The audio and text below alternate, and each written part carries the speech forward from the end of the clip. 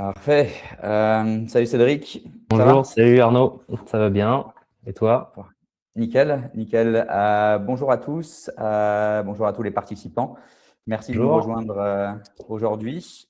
Comme d'habitude, pour ce type de présentation, l'idée c'est qu'on attende peut-être 1 ou 2 minutes pour les retardataires. Oui, Voilà, souvent il y a toujours les personnes qui vont arriver avec 2-3 minutes de retard. Bon, c'est normal. Mais ouais, dans l'idée, on est parti pour 1 demi-heure de présentation et derrière une quinzaine de minutes de questions-réponses pour les personnes qui aimeraient creuser certains sujets. Donc, si on déborde un tout petit peu, soyez pas trop énervés, soyez patients. Mais l'idée, hein, c'est voilà, d'essayer de vous présenter des choses intéressantes aujourd'hui. Hop. C'est parfait. Je crois qu'on est à 11h01. On attend 11h02, Cédric, et Bon, on oui, on attaque. va peut-être attendre un petit peu. Là, je vois que le nombre de participants continue de monter, donc je pense qu'on peut encore un peu attendre. Ouais. Et puis à 11h02, on va démarrer. On va pas faire attendre ceux qui étaient à l'heure. Il n'y a pas de raison qu'il soit pénalisé. Bon, à la limite, peut-être pour commencer, pendant que tout le monde se Ouais. connecte, la chose peut-être un peu moins intéressante pour les gens qui nous rejoignent, une petite présentation rapide. Je te laisse commencer. Oui, donc bah écoutez, moi c'est Cédric Galliard, je sais pas si tout le monde me connaît, mais je travaille pour Positix du groupe Géomesure, et donc je suis commercial sur la partie 3D essentiellement, et la partie drone bien sûr. Parfait. Et moi, je m'appelle Arnaud Lançon. J'ai rejoint les équipes de Navis il y a quelques mois et je suis en charge de l'accompagnement sur les régions Europe, Moyen-Orient et Afrique. Et je travaille avec Géomesure de manière très, très étroite. Voilà pour les présentations rapides. Il est 11h02. Je pense Oui, on peut on va attaquer. avancer, Euh, ils prendront le train en route. pour les retardataires, la session est enregistrée, donc n'hésitez surtout pas à télécharger ça par après. Euh, pour la présentation aujourd'hui, donc comme on l'a dit, présentation d'à peu près 30 minutes et questions-réponses d'à peu près 15 minutes. Plusieurs parties, une introduction des entreprises, un petit rappel sur les workflows Navis et à quoi ça correspond. Et puis ensuite, présentation de 3 workflows différents. Un pour le chantier, avec la présentation d'une nouvelle fonctionnalité, présentation de l'industrie et présentation de workflow géomètre, avec là aussi une belle nouveauté pour terminer la présentation. Très belle nouveauté qu'il faut patienter et attendre pour voir jusqu'à la fin. C'est Le meilleur exactement pour ça. la fin. Le meilleur pour la fin. Donc, pour attaquer, je te laisse la parole pour ces premiers slides à présentation du groupe Géomesure. Oui, alors peut-être que certains d'entre vous connaissent déjà très bien Géomesure. Pour faire rapide, on est quand même composé aujourd'hui de 4 entités différentes. Donc à savoir Géomesure, évidemment, Positix qui propose des systèmes de captation 3D comme Géomesure, GeoReva qui propose aussi des systèmes de captation du matériel finalement, mais plus orienté sur du géophysique, donc pour tout ce qui est finalement sous le sol, et ZW France qui propose des solutions logicielles avec de la modélisation, de la conception par ordinateur. Voilà. Ouais. Et derrière, peut-être un petit rappel voilà, sur vos valeurs. Oui, bien sûr. Donc nous, notre rôle dans le groupe Géomesure, finalement, c'est de vous accompagner. Donc c'est pas de faire les prestations, hein, certains parfois oublient, mais nous, on est là pour fournir du matériel, des logiciels d'exploitation et du traitement de données. Et bien sûr, avec la vente de matériel et de logiciels, s'ensuit le SAV avec la hotline et la formation également. Donc, on a un très bon taux de satisfaction d'ailleurs. Donc, vous pouvez nous faire confiance. On est là aussi après la vente. Ouais, et ça, c'est le gros intérêt pour nous hein, chez Navis. Comme vous le voyez sur le slide suivant, au final, Navis, c'est une entreprise européenne, mais extrêmement internationale. Et l'intérêt de travailler avec le groupe Géomesure aujourd'hui, c'est d'avoir une présence locale pour vous aider, pour répondre à vos questions et avoir cette présence sur le marché français. Pour ce qui est de Navis, très rapidement, vous voyez les chiffres intéressants ici, hein. Création de l'entreprise en 2013, un peu plus de 1400 clients à travers le monde. Et puis, notre siège à Munich et des bureaux un peu partout à travers le monde. Pour vous donner une idée des données traitées à l'heure actuelle, on parle de plus de 2 milliards de mètres carrés scannés à l'heure actuelle. On a un peu plus de 25 familles de brevets développés par Navis. Donc, ça vous montre vraiment la force de l'entreprise et notre expertise sur le sujet. Par rapport à notre offre, très rapidement, on a 4 segments principaux qui sont l'acquisition 3D avec les scanners dynamiques que l'on propose, toute la série LX que vous connaissez certainement.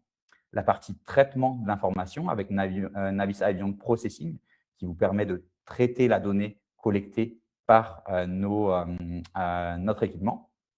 La partie exploitation avec la plateforme Navis Avion, plateforme en ligne, plateforme de jumeaux numériques qui vous permet d'accéder à la donnée, de la partager, de collaborer.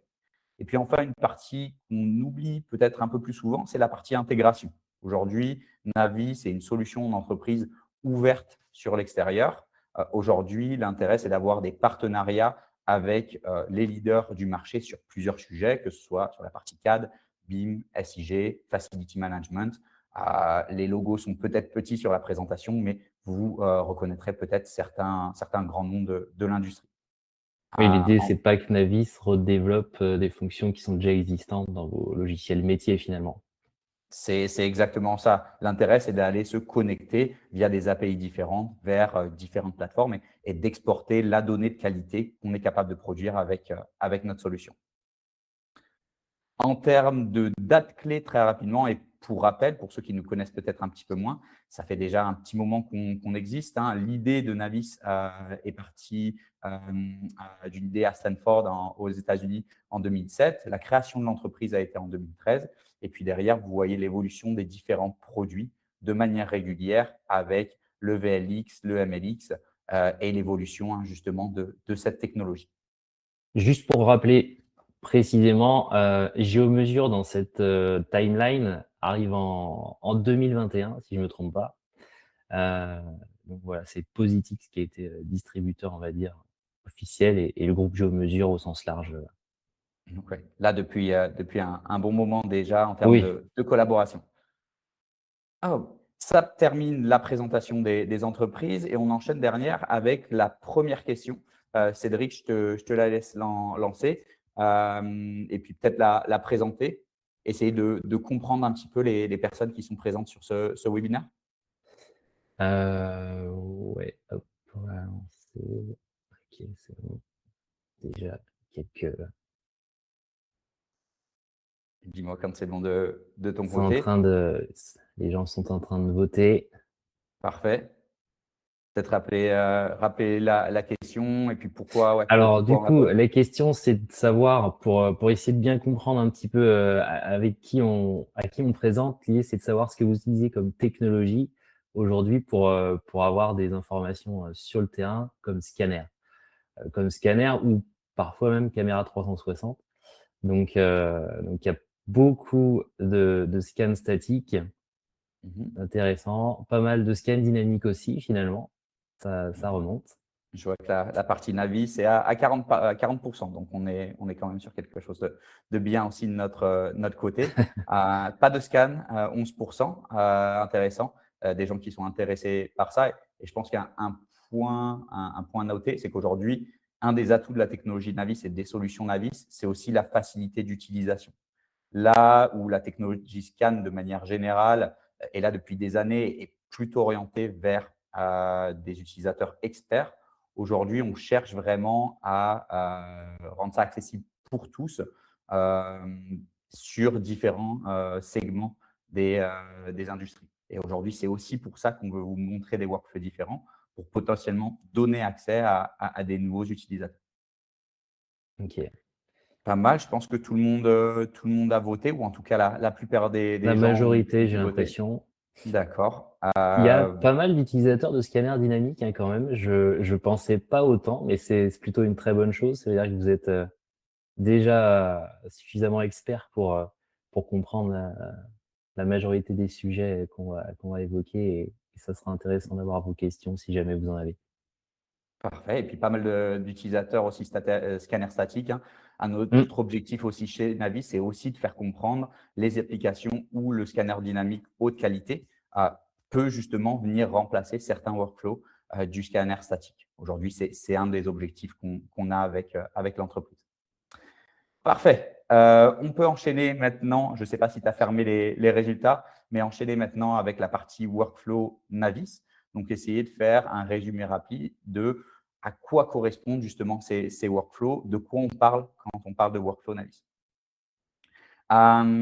Cette partie-là, vous le voyez, se divise en deux parties. Une partie bleue qui couvre justement l'activité Navis et les possibilités avec les solutions Navis. Donc, la capture de données, le traitement des données et la gestion et de l'accès aux données.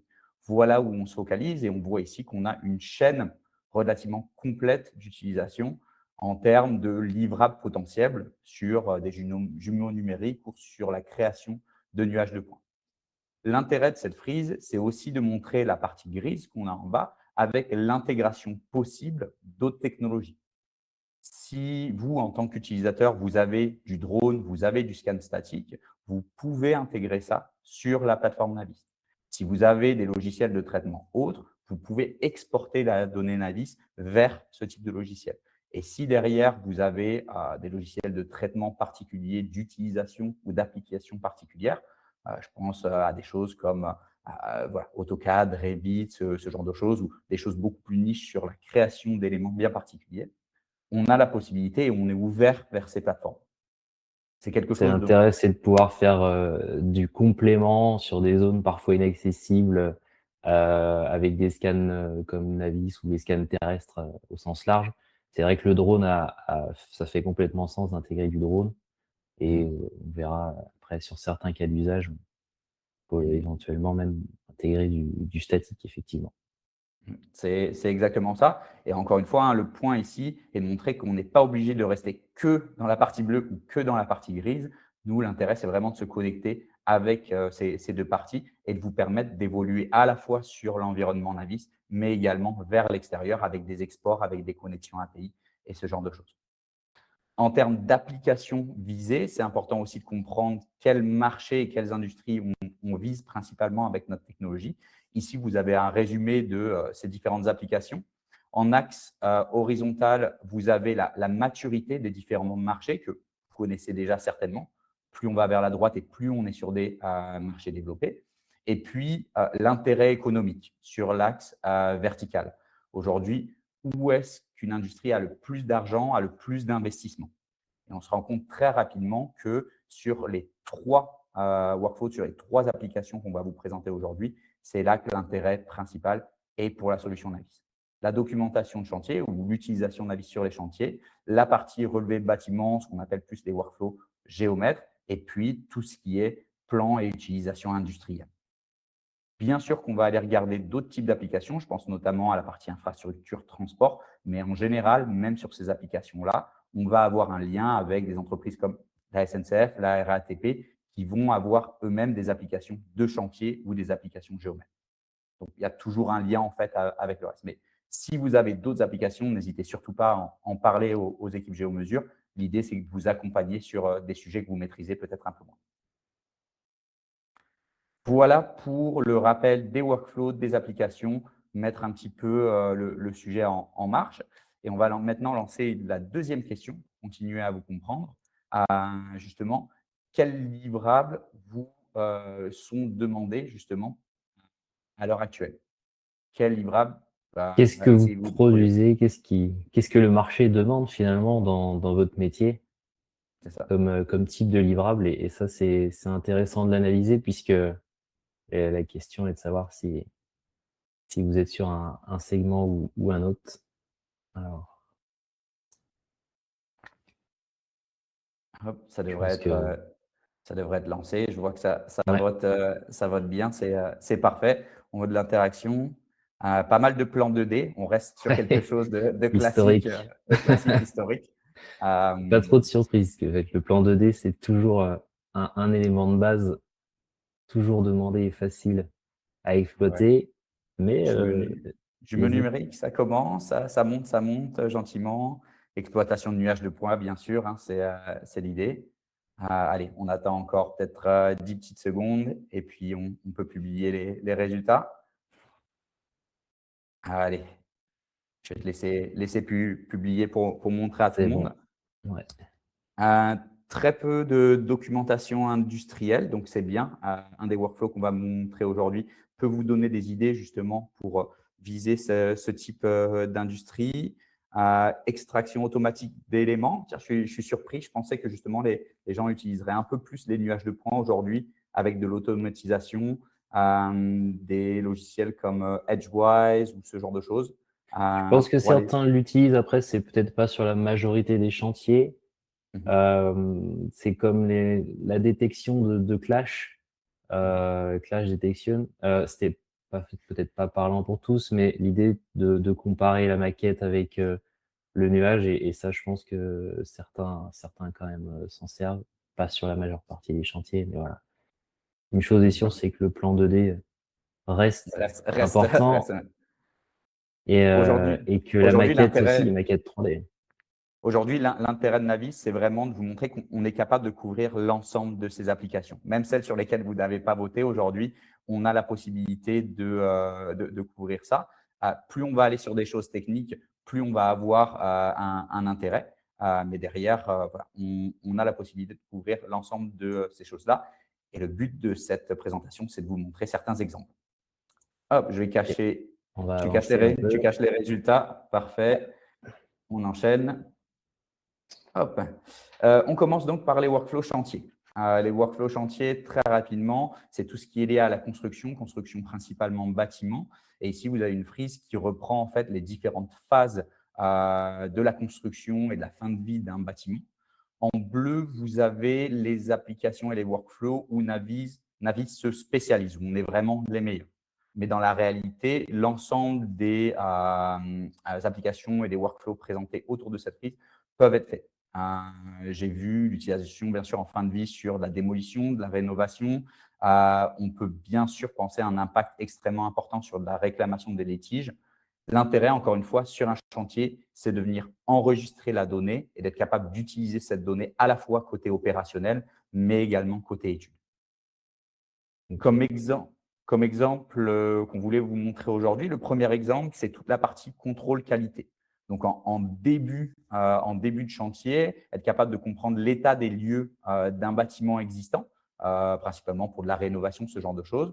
Aujourd'hui, Navis permet bien sûr de collecter du nuage de points, mais derrière, de venir le comparer avec un modèle existant si on le souhaite. L'intérêt, c'est avant même le chantier, d'être prêt, d'avoir la bonne information et de pouvoir anticiper la partie étude et la partie réalisation. Donc Avec là, la on est possibilité. sur une comparaison maquette versus nuage. C'est exactement ça. En rouge, la maquette et en bleu la partie nuage. Avec la possibilité, bien sûr, de venir prendre des mesures, de venir comparer, encore une fois, la réalité avec ce qui est prévu pour votre chantier. Voilà le premier intérêt. Les gens l'oublient parfois peut-être, mais on a la possibilité de venir intégrer des maquettes, des modèles directement sur la plateforme Avion et de réaliser ce type de contrôle. Deuxième exemple qu'on voulait vous montrer, c'est toute la partie préparation de site. Encore une fois, ici, on est en amont d'un chantier où on va installer une base vie, prendre des informations spécifiques sur une structure ou sur un site existant, avec la possibilité, bien sûr, de créer différents types de rapports ou de venir comparer avec des dessins CAD ou des modèles 3D. J'ai un exemple à l'heure actuelle en Afrique du Sud où les équipes d'un de nos clients sont venues réaliser le scan de 650 écoles où la réhabilitation va devoir être mise en place. Et sur ces 650 écoles, on a un site Ivion et derrière, on va avoir des rapports créés qui listent l'ensemble des réhabilitations nécessaires pour permettre une budgétisation. D'accord. Ok. Voilà un des exemples qu'on a en ce moment. Mais on peut bien sûr penser à des choses à beaucoup plus petites échelles sur un chantier classique. Je vais maintenant passer sur la partie démo. Petite transition rapide vers la démo justement chantier pour vous montrer à quoi ressemble un site Ivion et les possibilités justement sur ce type de projet. Hop, je vais repartager mon écran. Donc J'espère là, le que… scan a été fait, les données ont été assemblées et l'idée est de montrer le type de rendu qu'on peut avoir à C'est travers la exactement ça. plateforme Ivion. C'est exactement ça. On le voit ici, on est sur un chantier classique hein, de bâtiment. Et la première application qu'on souhaitait montrer, c'est une application toute simple de marquage, de mesure pour, encore une fois, hein, de la préparation sur site. Est-ce qu'une cuve peut passer ici? Est-ce qu'un véhicule peut être garé ici? Est-ce qu'on peut installer une base vie? C'est de l'information qui peut être partagée entre les opérationnels, le bureau études et l'ensemble des acteurs d'un chantier. On continue à voir la partie navigation avec la possibilité de se déplacer sur le site. Donc, ici, on est vraiment sur un Google Street View classique, hein, la possibilité de cliquer dans l'environnement, de tourner la tête, de regarder ce qui se passe.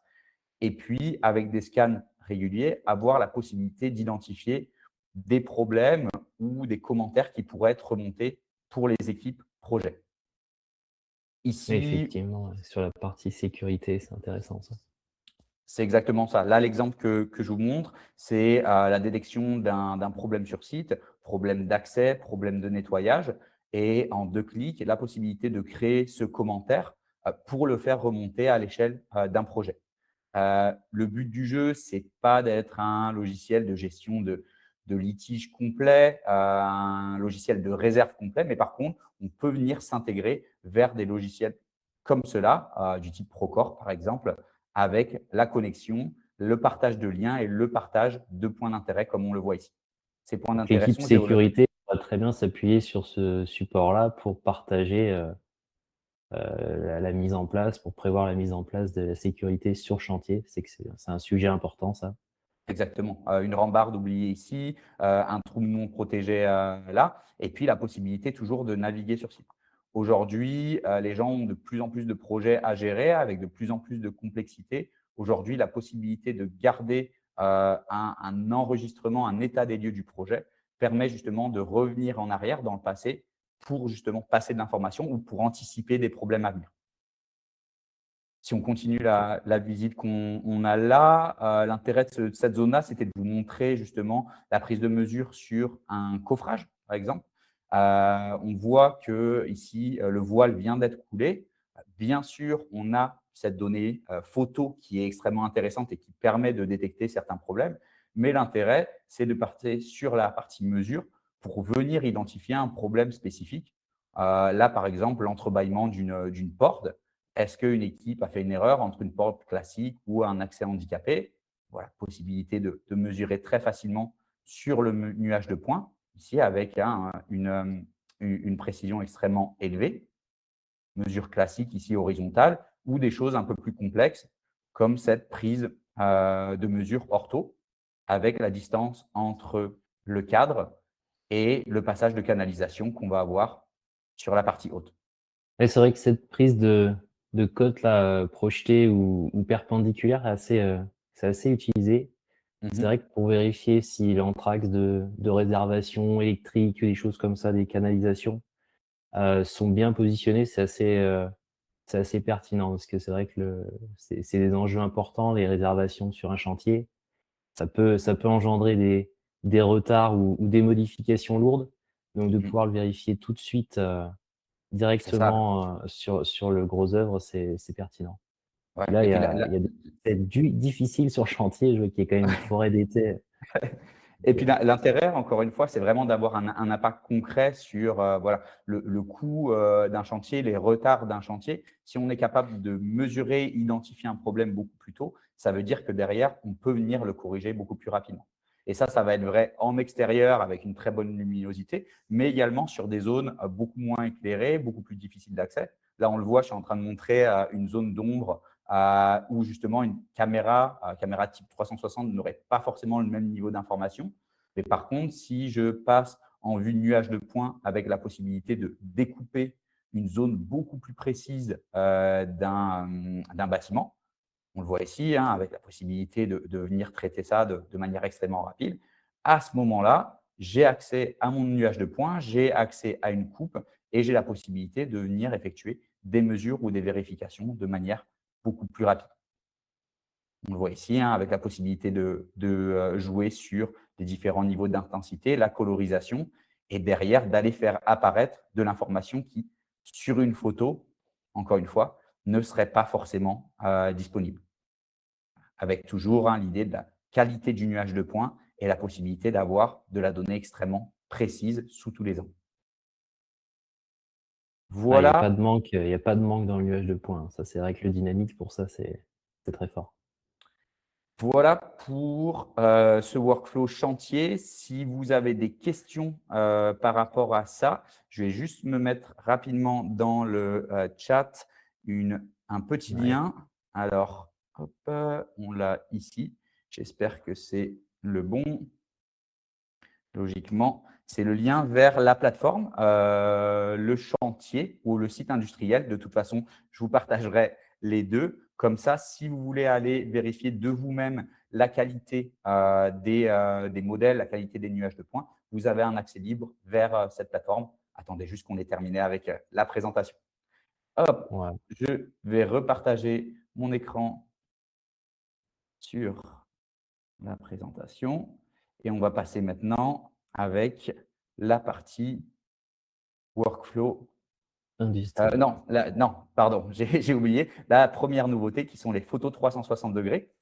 Tout ce qu'on vous a montré aujourd'hui et pour l'instant sur le chantier est lié au nuage de points. L'intérêt de la photo 360 degrés, c'est de venir vous donner la possibilité de collecter des photos 360 degrés d'elles-mêmes avec des caméras type Ricoh, GoPro, ce genre de choses, et de venir les intégrer dans votre environnement 3D, dans votre jumeau numérique de chantier. On le voit ici, on a la possibilité d'avoir un scan initial avec la technologie Navis, mais derrière, on peut venir compléter ça de manière automatique avec une caméra 360.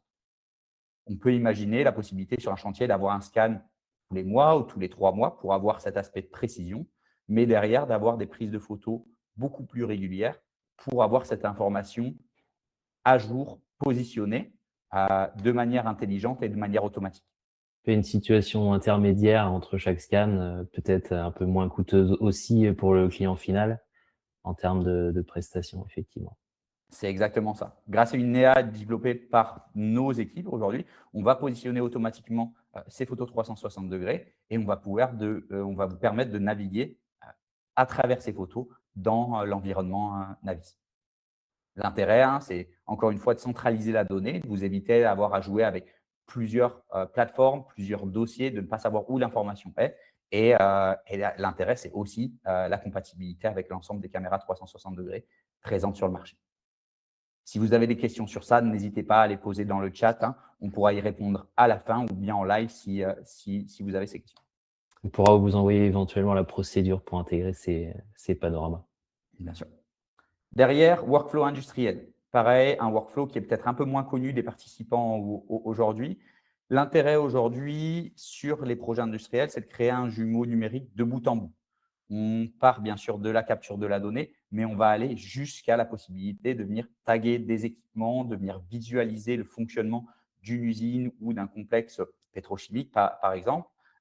L'idée, encore une fois, grâce au jumeau numérique, c'est de donner accès à de la donnée de qualité rapidement, à jour, à l'ensemble des opérateurs d'une ou plusieurs usines, d'un ou plusieurs sites. Le premier exemple qu'on souhaitait vous montrer ici, c'est un exemple vraiment sur une chaîne de production et la possibilité d'anticiper des changements de chaîne de production. Être capable de venir réaliser des plans, d'anticiper des changements, d'anticiper des mesures. On voit souvent ça aujourd'hui dans l'entreprise automobile. On travaille notamment avec BMW, Audi, ce genre de grands constructeurs. Quand on passe d'un modèle à un autre, quand on passe de moteurs essence à des moteurs électriques, on Font garde les mêmes évoluer leur bâtiments. chaîne, quoi. Ouais, C'est grâce à exactement ça. ça. Et grâce aux jumeaux numériques et grâce à la technologie Navis, on est capable d'anticiper les sujets, mais également de permettre de rescanner des modifications qui ont été faites pour venir mettre à jour la nouvelle chaîne de production. Autre intérêt, c'est l'utilisation de l'application AvianGo avec la possibilité de venir taguer des équipements, de venir taguer des modifications sur site ou des suggestions Application mobile, possibilité de l'utiliser sur Android ou iOS, mais derrière la possibilité vraiment de partager cette information, de se positionner automatiquement dans l'espace et de faire remonter l'information au niveau des opérateurs, des décideurs et d'un ensemble d'usines si on est à cette échelle-là. Un peu comme un SIG, version, indoor, dédié à une entreprise. OK. Exactement, exactement. Je vais passer maintenant sur la deuxième démo, donc la démo industrie. Et ce qu'on souhaitait vous montrer sur cette partie, c'est un exemple justement d'utilisation sur un site industriel de type pétrochimie. Donc, pas une chaîne de production, mais par contre un site difficile d'accès, potentiellement dangereux ou extrêmement sécurisé. Encore une fois, ici, l'intérêt de la technologie Navis, c'est d'une part de réaliser des scans rapidement sans avoir à stopper la production, mais derrière de donner accès à la donnée à différentes personnes au sein d'une entreprise. On peut penser à la partie formation pour des nouveaux arrivants. On peut penser à de la vérification sur la partie maintenance. L'intérêt d'abord, c'est encore une fois ces images 360 degrés haute qualité avec beaucoup de densité en général sur les sites industriels. Pensez voilà, à de la vérification sur la corrosion d'éléments. Et puis derrière, le passage, encore une fois, sur le nuage de points haute qualité et la possibilité de naviguer dans cet environnement 3D haute définition, si on peut le dire. Là, je souhaitais vous montrer voilà, des exemples sur des vannes particulières ou sur de la tuyauterie. On le voit ici en termes de qualité, on est extrêmement proche des scanners statiques, mais en plus de ça, avec une couverture bien meilleure. Et Pour surtout réaliser une, belle colorisation, chose qui peut parfois être un peu long en statique. C'est aussi ça l'intérêt. Ici, même pour une personne qui ne connaît pas l'environnement ou qui ne maîtrise peut-être un peu moins les nuages de points, on est sur quelque chose qui est extrêmement facile à utiliser. Encore une fois, on a un niveau de détail qui permet de venir vérifier, mesurer de manière extrêmement simple et de naviguer dans l'espace, encore une fois, de manière extrêmement fluide. Deuxième intérêt pour les sites industriels, c'est de venir intégrer des documents ou des informations supplémentaires. Ici, l'exemple d'un diagramme. Voilà. Une personne qui viendrait effectuer une maintenance spécifique sur ce lieu va avoir la possibilité de regarder son diagramme, de comprendre l'environnement avant d'aller y accéder. Voilà, Éventuellement de mettre à jour la donnée aussi, sur, sur son espace, ouais. OK. sur ce type d'équipement. Ouais. Toujours la possibilité de naviguer, de visiter, d'anticiper une visite ou d'anticiper une maintenance. Encore une fois, le but du jeu sur ces sites, c'est de ne pas stopper la production, d'être rapide et d'avoir un accès simple à la donnée. L'accès à la donnée peut être global à l'échelle de plusieurs sites, d'un site en entier ou bien d'un point beaucoup plus spécifique. Ici, on va vous montrer le découpage d'un point, voilà, je crois que c'est un point de tuyauterie, le point vert, et Mmh. la possibilité de naviguer dans l'environnement, de le découper et d'aller regarder cette zone bien précise. Donc Pour un là, tu utilises opérateur, une boîte de découpage, c'est ça? c'est exactement ça. Boîte de découpage qui va me donner la possibilité de regarder cet élément-là sur plusieurs étages, sur plusieurs datasets et vraiment de comprendre son passage, ses connexions de manière globale. Encore une fois, je me radote un petit peu, mais la différence avec un scanner statique ici, c'est la possibilité d'avoir une couverture qui va me permettre d'aller chercher le passage entre les planchers et ce niveau de précision.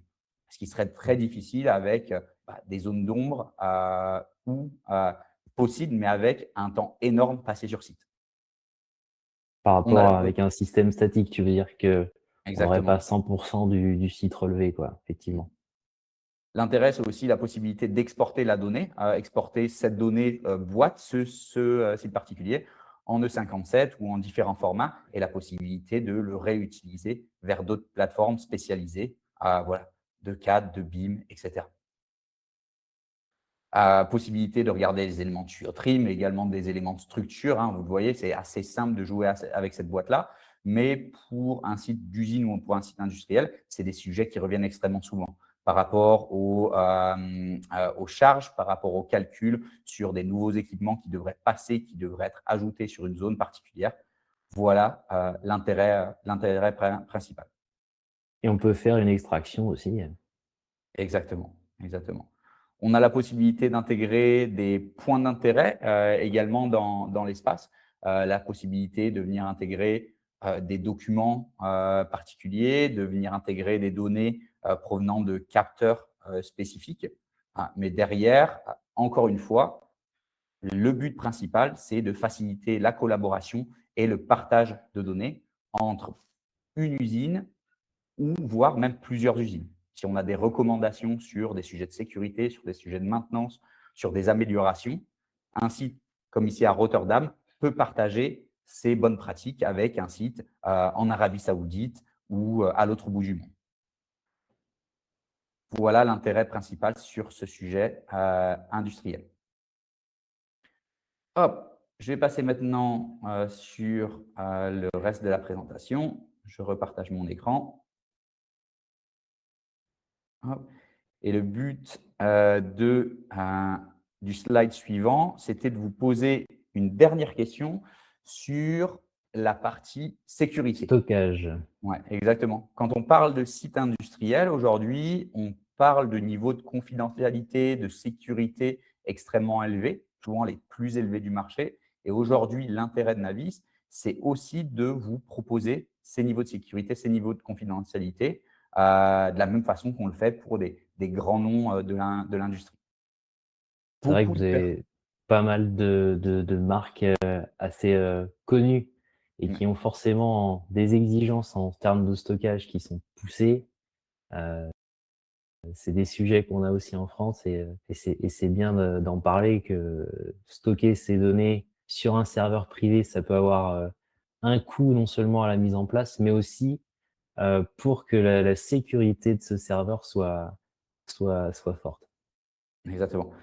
Le but du jeu, on le voit, serveur privé, la différence entre serveur privé, serveur cloud, disque dur aussi. Ce qu'on dit Mmh. souvent, c'est qu'aujourd'hui, ce que propose Navis, c'est le plus haut niveau de sécurité possible et disponible à l'heure actuelle. Quand on parle de serveur privé ou surtout quand on parle de disque dur physique, le risque est autant côté sécurité, parce qu'un hacker aujourd'hui aura certainement la possibilité d'accéder à vos données beaucoup plus facilement que sur des serveurs extrêmement sécurisés, ou alors potentiellement la perte de données. On a tous eu l'exemple d'un disque qui crache, qui arrête de marcher. Et aujourd'hui, ça, en termes de valeur et de risque, c'est quelque chose d'extrêmement important pour les équipes. Donc, l'idée, OK. aujourd'hui, tu peux partager les résultats, je pense. L'idée, c'était de faire passer le message que si vous avez des questions sur ça ou si vous n'êtes pas sûr du passage sur cloud avec la technologie Avion, on a des réponses qui sont possibles. Et si tu caches les résultats maintenant, je vais repasser sur cette dernière page, sur la page Trust Navis, donc confiance Navis en anglais, en français tout simple. Si vous avez des questions, si vous n'êtes pas sûr sur des sujets ou si vous avez des clients qui sont demandeurs de ce côté-là, vous pouvez aller sur cette page, poser des questions à une petite interface qui vous permettra de répondre ou d'aller chercher des documents. Comme vous le verrez ici, en tant qu'entreprise européenne, on a cette volonté d'être extrêmement avancé sur ces sujets-là. N'hésitez pas à nous poser des questions, que ce soit aux équipes Géomesure ou à moi-même. On est là pour vous répondre. On est là pour rassurer vos clients. Aujourd'hui, des gens sont déjà passés à l'acte. On attend que vous fassiez de même. Dernière partie, les workflows géomètres. On le sait, le groupe Géomesure travaille beaucoup avec les géomètres. Donc, j'imagine que dans l'audience, il y a pas mal d'attentes de ce côté-là. L'intérêt principal de cette partie, c'était pas de vous représenter vos workflows parce que vous êtes certainement les personnes qui travaillent depuis plus longtemps avec nous.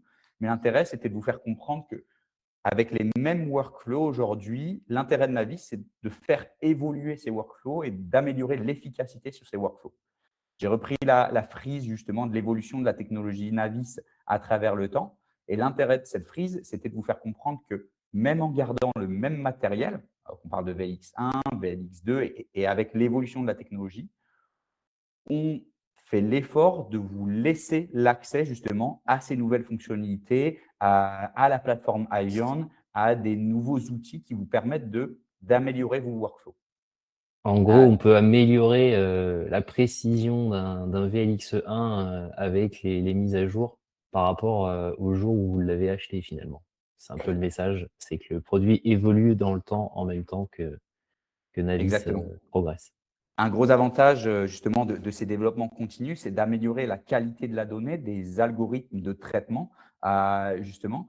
Et aujourd'hui, que ce soit pour du scan to CAD, du scan to BIM, des jumeaux numériques ou de la simple utilisation de nuages de points pour les géomètres, il faut bien comprendre qu'avec un équipement qui a aujourd'hui 3-4 ans, on est capable d'augmenter la qualité de la donnée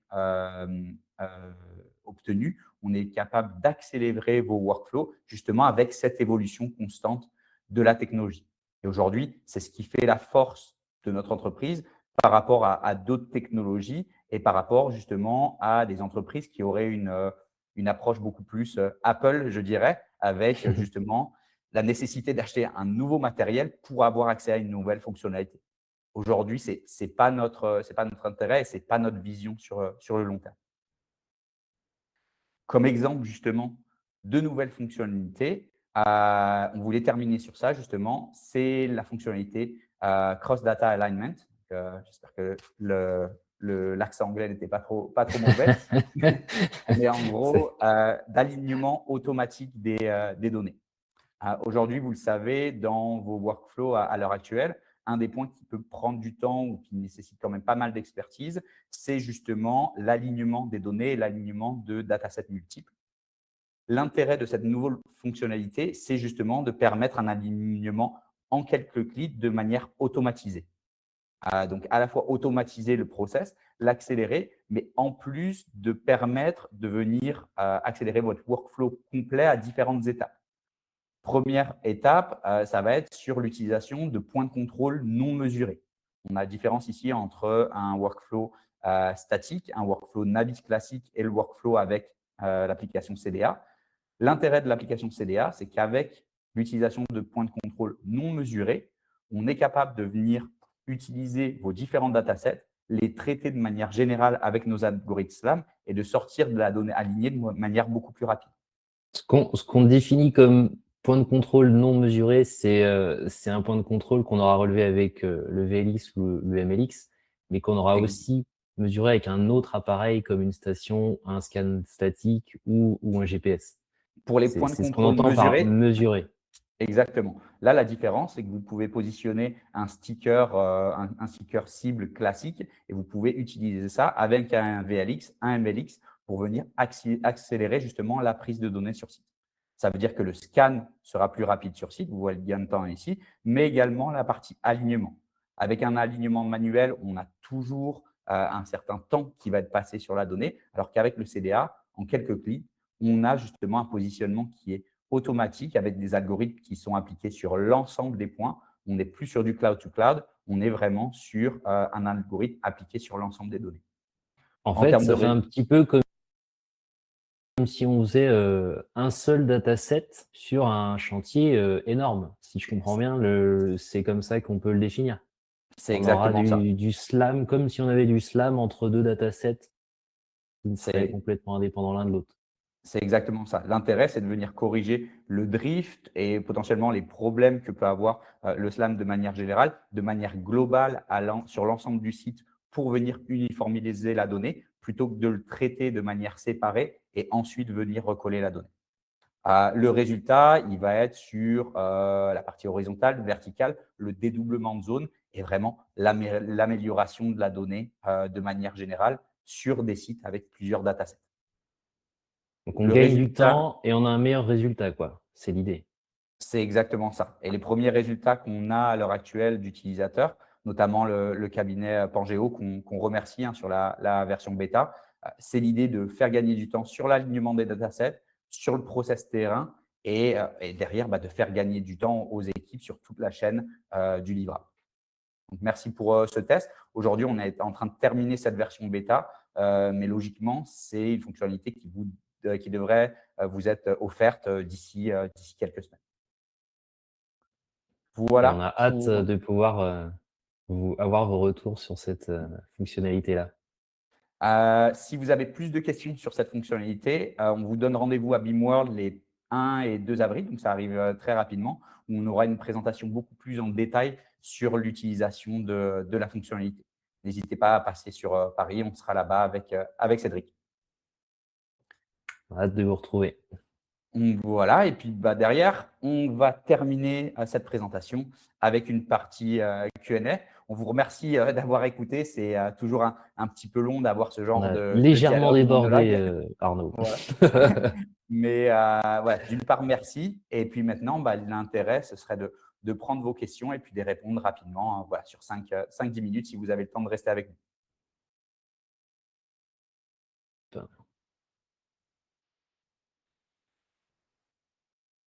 Je sais pas s'il y a des questions.